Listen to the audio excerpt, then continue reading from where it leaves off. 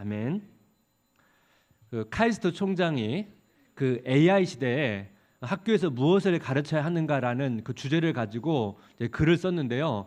그 내용을 보니까 그 생성형 AI로 말미암아 학교 교육의 패러다임이 이제 전환해야 된다고 그런 이야기를 합니다. 그 내용 중에 한 3가지를 강조하는데요. 첫 번째는 지식을 습득하는 능력보다 질문하는 능력을 키워야 된다는 거예요.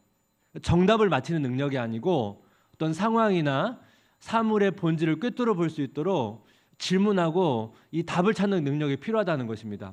두 번째는 각자 그 전문가의 독특한 전문가의 그 영역을 더 깊이 있게 만들어 가도록 도와줘야 된다는 겁니다.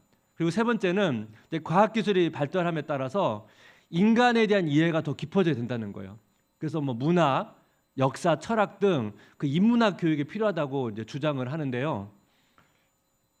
우리가 이제 AI라는 도구를 이제 활용할 수밖에 없는 시대에 오다 보니까 우리가 어떤 방향으로 이 AI를 잘 활용할지 어떤 고찰과 또 사고가 좀 필요하고, 제가 앞에서 말씀드렸던 질문하는 능력, 또 자신만의 전문성과 인간에 대한 깊은 이해를 추구해야 된다는 거예요.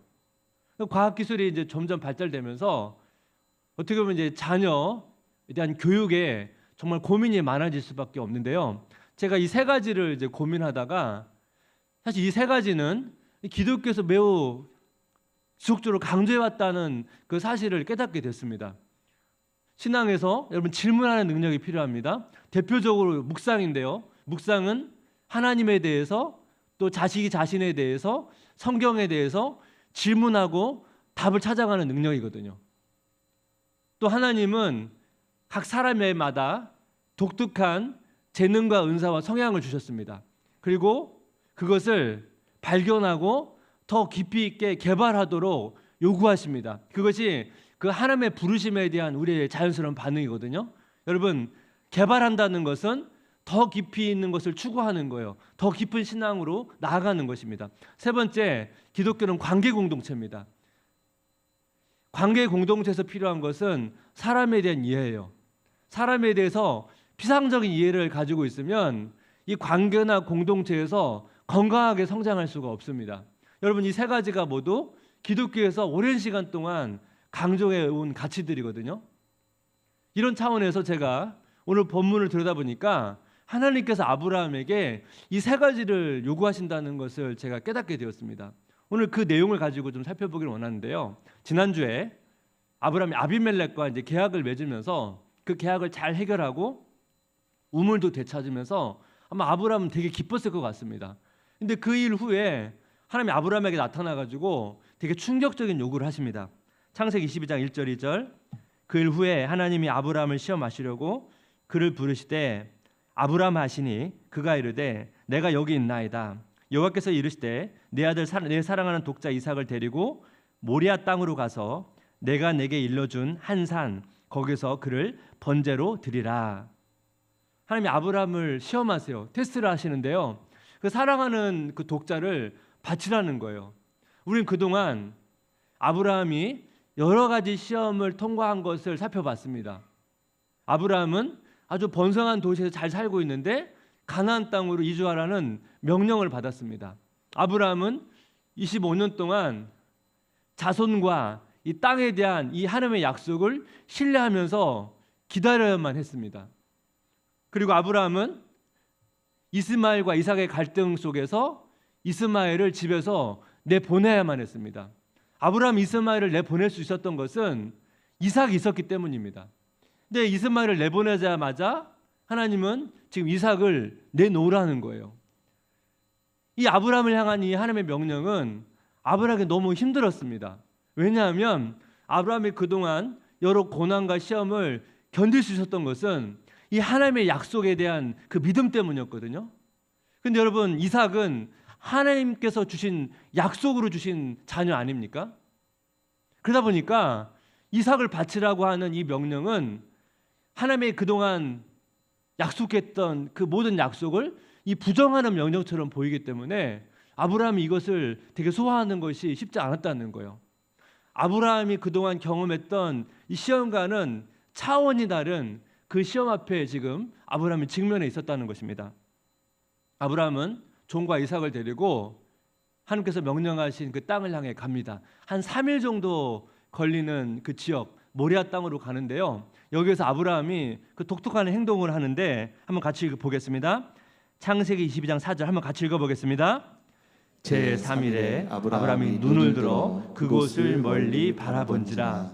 오늘 보면 눈을 든다고 하는 아브라함의 행동을 강조해서 표현하고 있는데요. 여러분, 이 행동을 통해서 뭘 알 수가 있습니까? 아브라함이 도착해서 자기 자녀를 바쳐야 될 그 산을 눈을 들어서 봤다는 거예요. 그렇다면 여러분, 아브라함이 이 집에서 여기까지 오는 동안 아브라함은 그 산을 바라보기가 되게 힘들었을 것입니다. 자기 자녀를 바쳐야 될 그 산을 바라보는 거 아버지로서 너무 힘든 거 아닙니까? 아마 이곳까지 오는 동안 아브라함은 굉장히 깊은 고뇌에 아마 빠졌을 것입니다. 하나님께서 그 약속하신 그 명령을 생각해 볼 때 완전 하나님의 약속을 뒤집는 듯한 이 명령이 무슨 의미가 있는가? 어떤 의미가 있는 것인가?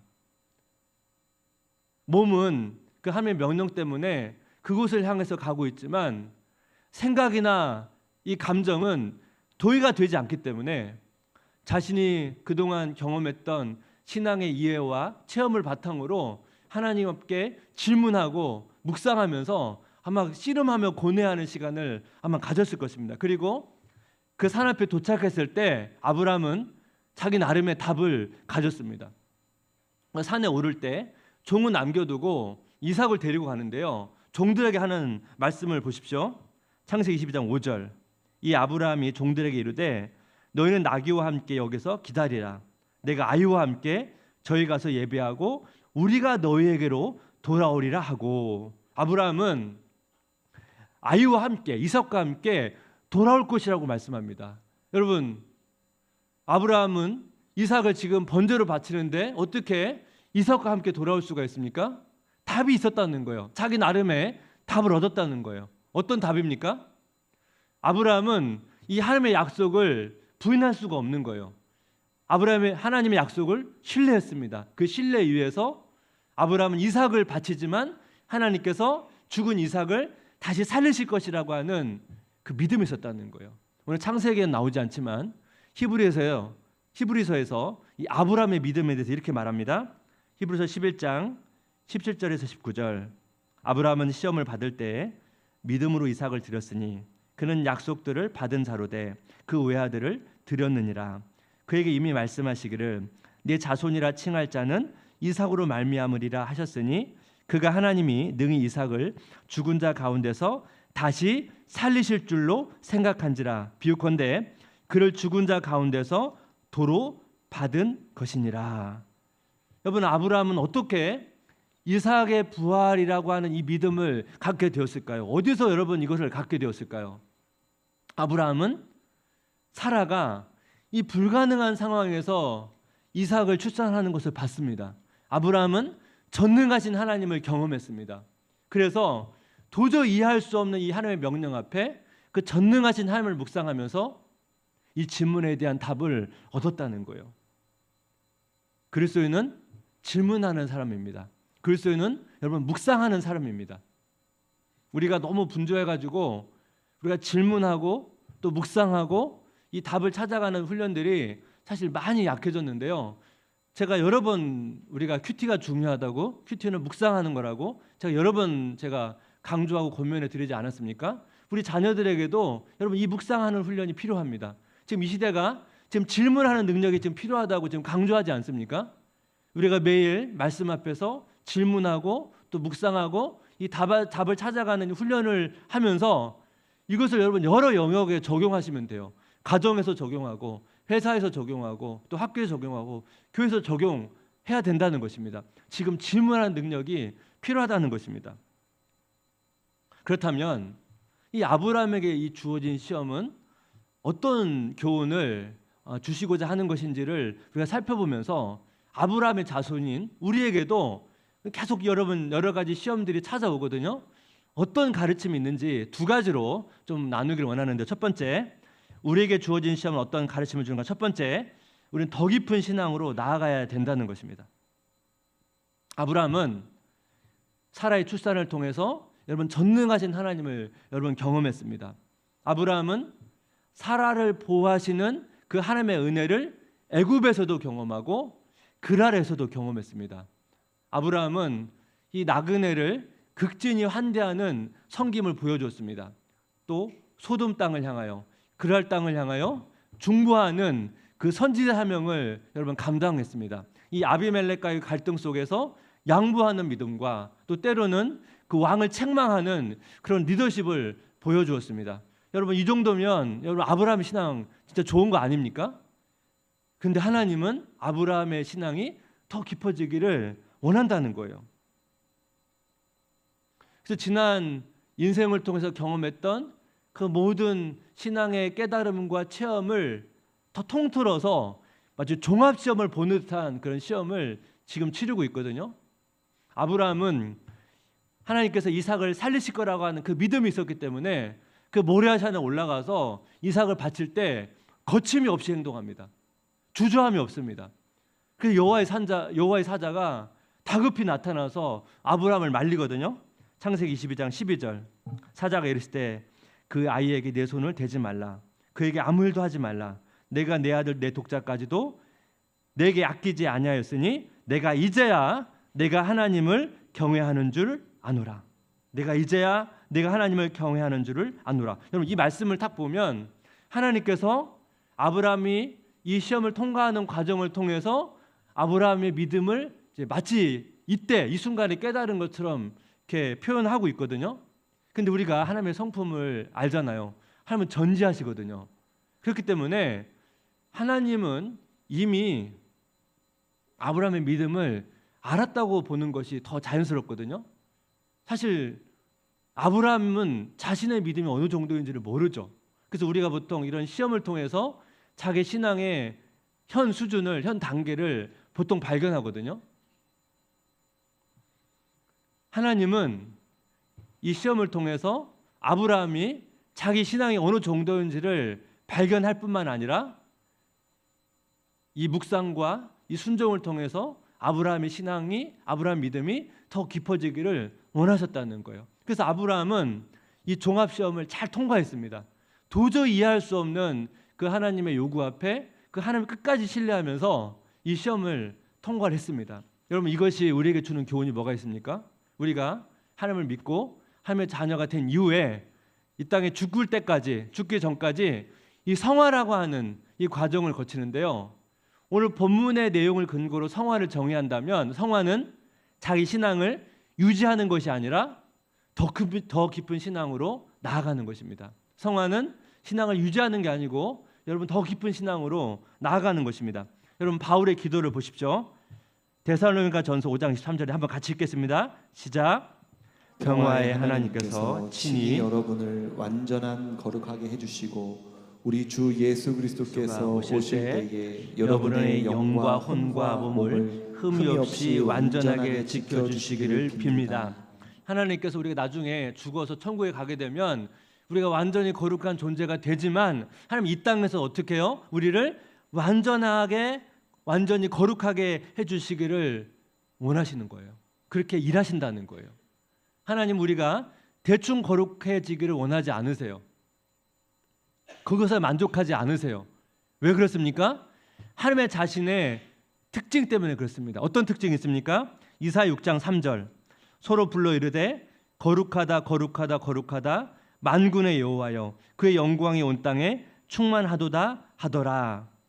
이사야 말씀에 여러분 거룩하다 거룩하다 거룩하다 하는 그런 외침이 있거든요. 여러분 성경을 보면 하나님의 성품을 묘사할 때 여러 성품들이 언급되는데요. 이 거룩하심에 대한 성품만 이렇게 3번씩 강조하는 게 여러 번 등장합니다. 여러분 다른 성품을 이렇게 연이어서 3번 표현하는 거 보셨습니까? 인자하다 인자하다 인자하다 이런 표현이 없어요. 거룩하심에 대해서만 3번 이렇게 강조하거든요. 3번 강조는 최상급 표현이에요. 하나님은 그저 거룩하신 분이 아니에요. 꽤 거룩하신 분이 아니에요. 하나님 우리가 상상할 수 없을 정도로 완벽히 거룩하신 분이세요.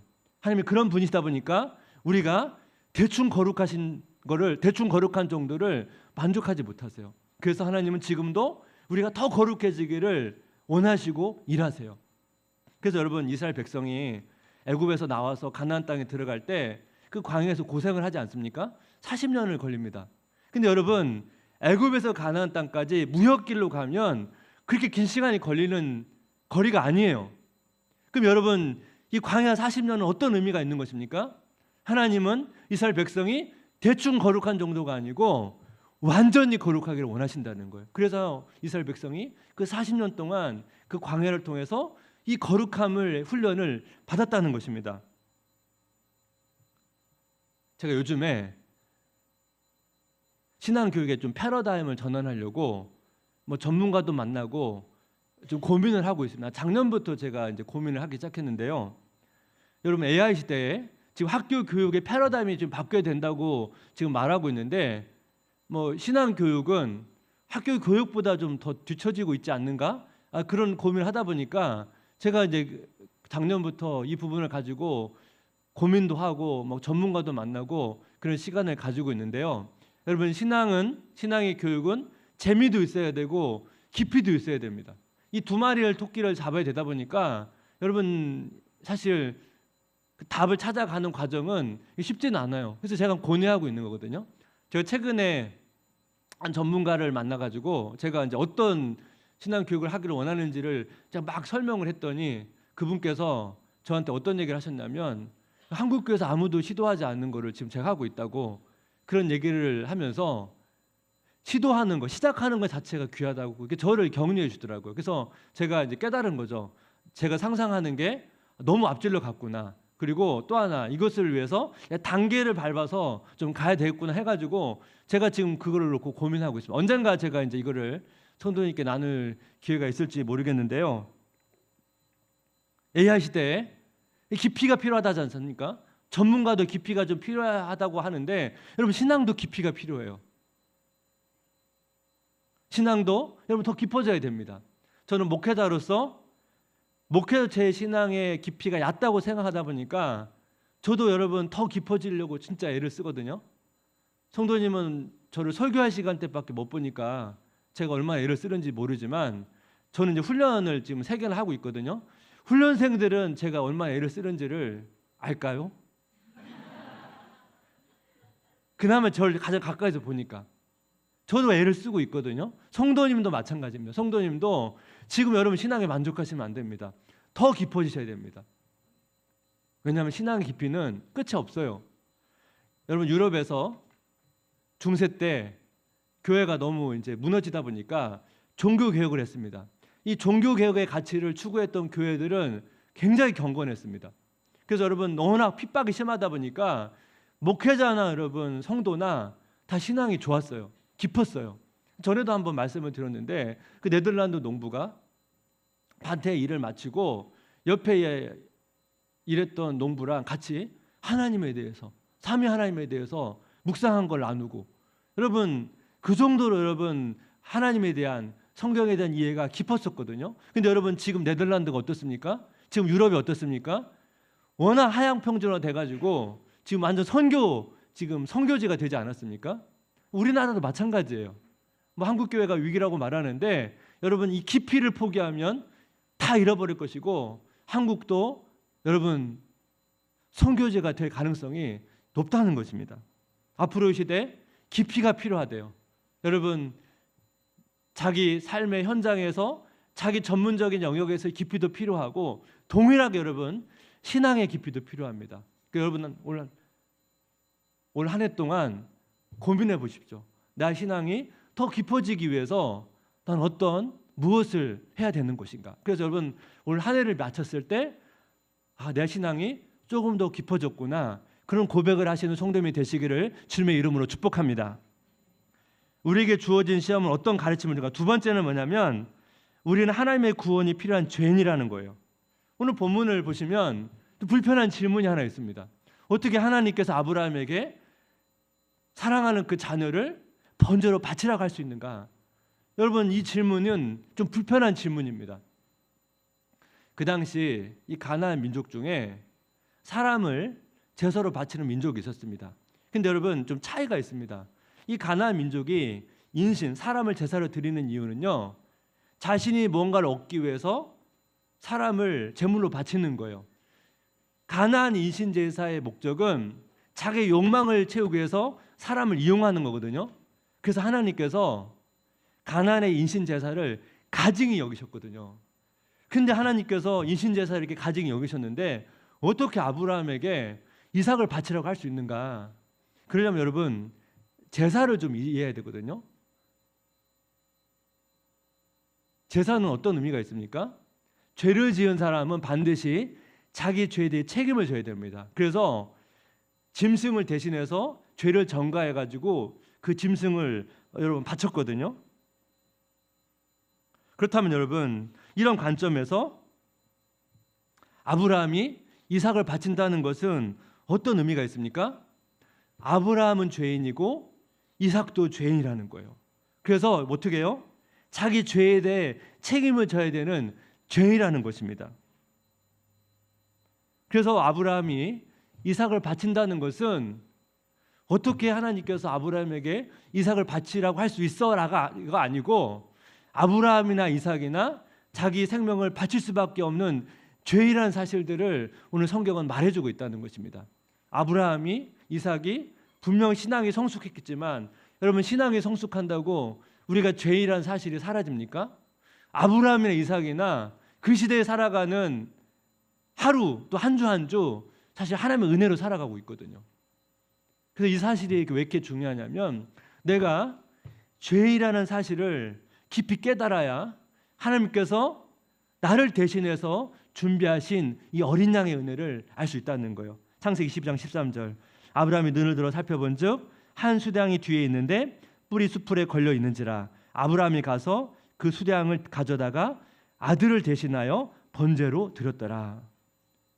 여러분 하나님이 이삭을 대신해서 어린 양을 준비한 이 사건은 많은 성경학자들이 우리를 대신해서 십자가에서 돌아가신 어린 양 예수 그리스도를 상징한다고 보고 있습니다. 여러분 그 설교를 많이 들어보셨을 거예요. 오늘 이 사건은 우리가 얼마나 죄인인지를 보여주고 있다는 것입니다. 제가 앞에서 말씀드렸죠. 카리스트 총장이 앞으로의 시대는 인간에 대한 깊은 이해가 필요하다고요. 그래서 인문학을 배워야 된다고 저도 동의합니다. 저도 인간에 대한 이해가 제가 살아온 경험이 좁다 보니까 저도 더 인간을 깊이 이해하기 위해서 저도 틈틈이 시간 내가지고 인문학 책을 읽거든요. 근데 여러분 인간에 대한 가장 깊은 이해를 주는 최고의 안내서는 성경입니다. 여러분 성경처럼 인간에 대해서 이렇게 적나라하게 인간이 얼마나 죄인인지를 생생하게 묘사한 책이 어디 있습니까? 그래서 우리가 인문학 책을 보긴 봐야 되는데 성경의 관점에서 인간의 죄인됨을 깊이 이해하고 인문학 책을 봐야 인간에 대한 이해가 깊어지지 이런 바탕이 없이 인문학 책만 많이 읽으면 잘못된 방향으로 인간에 대한 이해가 깊어집니다.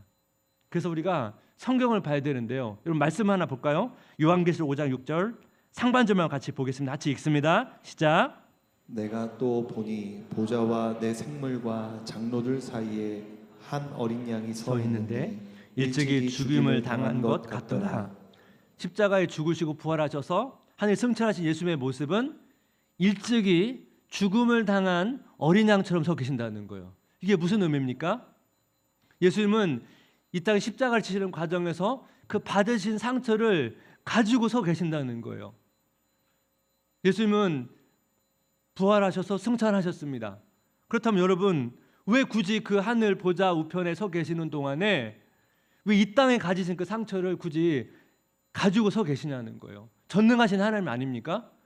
그 상처 정도는 한 번에 깨끗이 다 회복시킬 수 있는데 왜 그 하늘 보좌 우편에서도 이 땅에 가지신 그 상처를 가지고 서 계시냐는 거예요. 이것이 뭘 의미합니까? 우리가 나중에 죽어서 천국에 가면 우리는 상처 입으신 예수 그리스도를 본다는 거예요. 상처 입으신 예수님을 보면서 우리는 뭘 느낍니까? 나의 죄 때문에 예수님께서 상처를 입으셨고 그 예수님의 그 상처 때문에 우리가 천국에 갈 수 있고 영생을 얻을 수 있다는 것을 영원히 기억하는 거예요. 내가 어떤 존재인지를 깊이 이해하지 못하면 우리는 예수님의 사랑과 그 은혜를 깊이 할 수가 없다는 것입니다. 인간에 대한 이해가 깊어질수록 신앙이 깊어지는 거고, 신앙이 깊어질수록 예수님에 대한 이해는 깊어지는 거예요. 서로 다 연결되어 있는 것입니다. 사람에 대한 이해가 깊어져야 우리가 가족이나 또 우리가 맨날 수많은 사람들을 더 많이 잘 이해하고 그 사람들을 포용하고 그 사람들을 용서할 수가 있습니다. 그 한국 문학의 고전인데요. 그 소설가 이승우의 그 생의 이면이라고 되게 초창기에 쓴 작품이 있는데요. 이 소설은 어떤 내용이냐면 이 불우한 가정 환경에서 자란 주인공이 있는데요. 이 주인공은 이 다른 사람과 되게 단절하고 어떻게 보면 그 자취방, 어둡고 눅눅한 그 자취방에서 혼자 지냅니다. 그 어둠을 즐깁니다. 그런데 이 주인공이 그 어둠에서 빛으로 빠져나올 수 있도록 도와준 인물이 있는데 교회 사찰 집사의 딸입니다. 이 주인공이 어느 날 이제 교회 갔다가 이제 그녀가 이제 피아노 치는 모습을 보고 그 피아노 소리에 또 그녀의 모습에 반합니다. 그래서 그녀 때문에 교회를 가게 되고 그녀 때문에 이제 목회자가 되려고 신학교에 갑니다. 왜냐하면 그녀가 목회자와 결혼하고 싶어 했거든요. 근데 문제가 있지 않습니까? 그녀 때문에 교회를 가고 그녀 때문에 여러분 목회자가 된다는 것이 말이 되지 않잖아요. 그러면 문제가 생기는 거예요. 너무 사람들과 단절하면서 그 어두운 방에서 혼자 지내다가 사람과 어떻게 소통하는지, 어떻게 사랑하는지를 배워본 적이 없다 보니까 결국 그 여자친구에게 엄청난 상처를 입히고 그 관계가 깨져버립니다. 그리고 결국 신학교도 그만두고 뭐 이제 작가가 되는데요. 이 소설가 이승우 씨가 이 내용을 설명하면서 그 에리폼의 그 사랑의 기술을 언급하면서 어떤 내용을 설명하냐면 많은 사람들이 생존 살기 위해서 그 필요한 기술을 배워야 된다고 하면서 어쨌든 그 기술을 배우려고 애를 쓰는데 사랑에 대해서는 배우려고 하지 않는다는 거예요. 사랑에 대해서는 너무 쉽게 생각한다는 겁니다. 그러면서 어떤 이야기를 하냐면 제가 그 부분 한번 읽어드리겠습니다. 사랑에 실패하는 사람은 많지만 사랑에 대한 자신의 능력 부족이 실패의 원인이라고 인정하는 사람은 거의 없다. 사랑을 유쾌한 감정 노름이나 우연한 몰입증으로 이해하기 때문이다. 사랑을 그렇게 이해하는 한 배우려 하지 않을 것은 당연하다. 하지만 그것은 틀린 생각이다. 사랑에도 기술이 필요하다. 살아가는 데 필요한 기술들을 배우고 익혀야 한다면 사랑이야말로 그래야 할 것이다. 왜냐하면 사랑보다 더 소중하고 가치 있는 것은 없기 때문이다. 사랑을 배우지 않으면 종종 사랑은 흉기가 되어 사람을 상하게 한다. 여러분 여기에 있는 내용들이 다 공감이 되지 않습니까? 지난 여러분 인생을 통해서 우리가 여러분 사랑을 잘 배우지 못해서 이 사람에 대한 이해가 부족해서 또 얼마나 또 상처를 받기도 하고 또 상처를 주기도 했습니까? 뭐 가정이나 회사나 학교나 교회 모두 다 이 사랑을 배우고 실천하는 곳이거든요. 여러분 이 사랑을 배우기 위해서 여러분 인간에 대한 이해 없이는 사랑을 배울 수가 없습니다. 인간을 이해해야 우리가 사랑을 또 배우고 실천할 수 있고, 그리고 사실 잘 몰라서 또 우리가 얼마나 많은 아픔이 있습니까? 그 아픔을 통해서 우리는 사랑을 배우고 인간에 대한 이해를 배우는 것입니다. 사실 그리고 매주 한 주 한 주 살면서 우리는 지금도 사랑을 배우고 인간을 더 이해하는 그 훈련을 사실 받고 있거든요. 말씀을 좀 마무리하면서 제가 오늘 본문을 통해 세 가지를 강조를 했습니다. 아브라함은 도저히 이해할 수 없는 하나님의 명령 앞에 질문하면서 묵상하면서 씨름하면서 답을 찾아갔고 순종을 통해서 더 깊은 믿음과 더 깊은 신앙으로 나아갔습니다. 아브라함은 자기 자신과 이삭이 하나님의 구원이 필요한 죄라는 사실과 이 죄인을 향해서 베풀어진 하나님의 은혜가 얼마나 큰지를 발견했습니다. 세 가지: 질문하는 능력, 더 깊어져야 되는 신앙, 사람에 대한 더 깊은 이해. 이 세 가지를 여러분 하나님께서 아브라함에게 훈련시켰다는 거예요.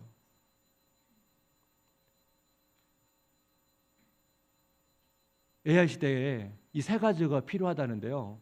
여러분 정답이 멀리 있는 게 아니에요.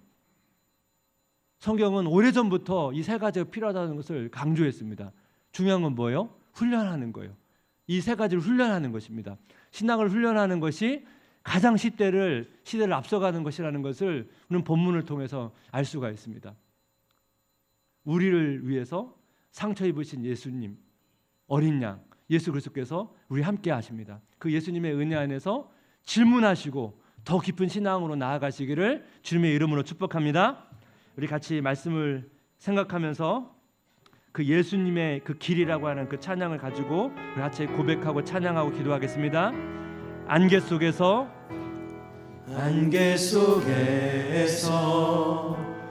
주님을 보내 아무도 없을 것 같던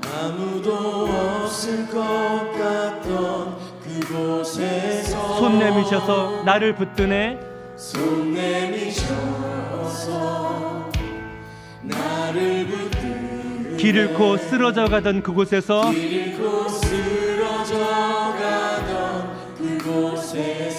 주 말씀하시네 내 손 잡으라고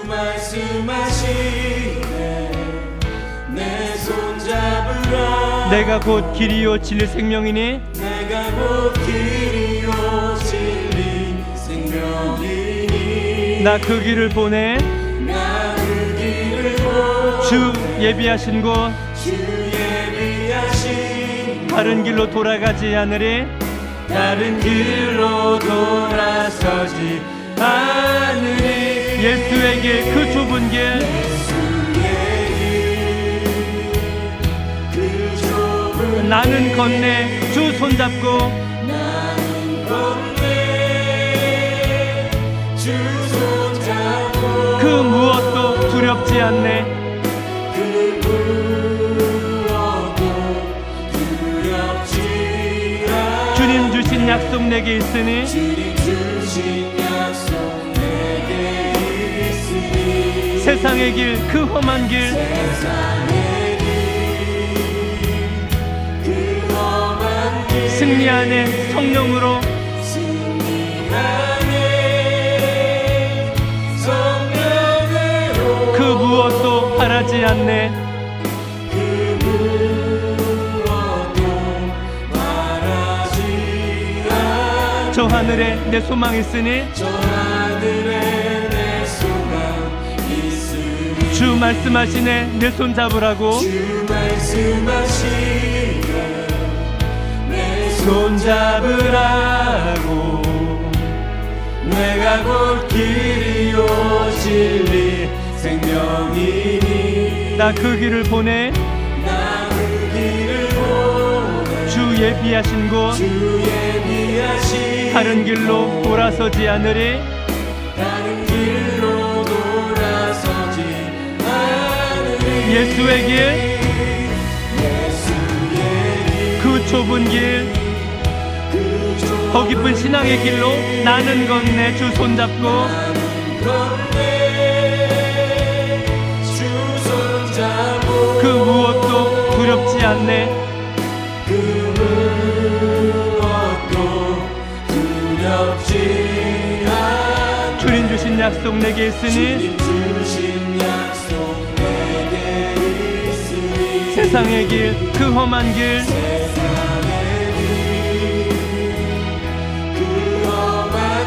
승리하네 성령으로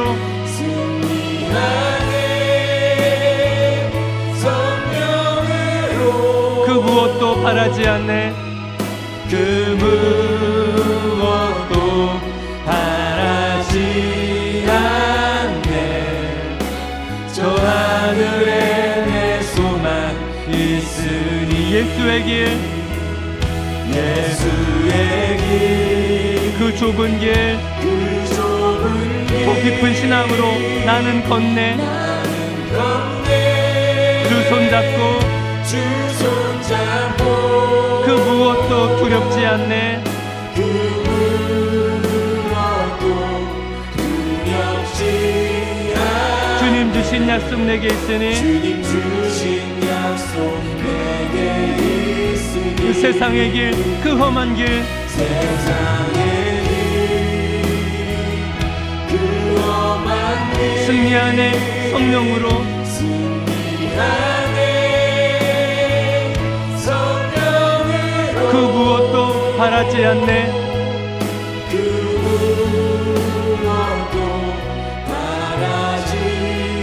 저 하늘에 내 소망 있으니 저 하늘에 내 소망 있으니.